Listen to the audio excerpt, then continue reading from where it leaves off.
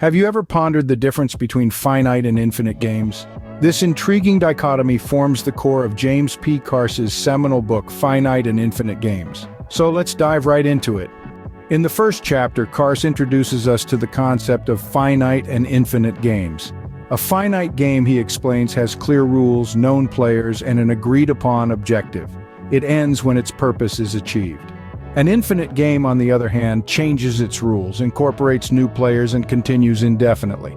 The purpose? To keep the game in play. Moving forward, Carse explores the idea that society is a series of finite games within an infinite game. He suggests that societal rules and norms are merely agreed-upon constructs, and that by understanding this, we can choose to play, change, or ignore them. This is a central theme of the book. In the next chapter, Carse delves into the concept of power, explaining that it exists in two forms. Finite power, he argues, is power that controls, that imposes its will. Infinite power, however, is power that empowers, that enables others. It's a fascinating dichotomy that challenges our conventional understanding of power. Carse then turns his attention to the idea of property, asserting that in finite games the aim is to possess more, while in infinite games the aim is to use what one has to keep the game in play. This perspective brings a refreshing twist to our understanding of wealth and resources.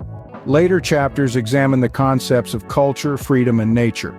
Carse contends that in finite games, culture is a set of rules to be followed, freedom is the ability to operate within these rules, and nature is a resource to be used. In contrast, in infinite games, culture is a conversation to be continued, freedom is the ability to initiate novelty, and nature is a mystery to be revered. In the penultimate chapter, Carse discusses the concept of theatricality, a term he uses to describe the performance of roles in finite games. He contrasts this with dramatic living in infinite games, where individuals create their own roles and narratives. Finally, Carse concludes with a profound statement. There are at least two kinds of games. One could be called finite, the other infinite. A finite game is played for the purpose of winning, an infinite game for the purpose of continuing the play.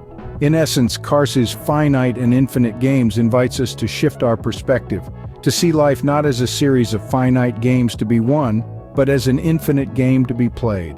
It is a thought-provoking exploration of life, power, freedom, and the games we choose to play. If you've enjoyed this journey through finite and infinite games, why not delve deeper? Subscribe to our channel to discover more thought-provoking content. Until next time, remember, life isn't just about winning, it's about continuing the play.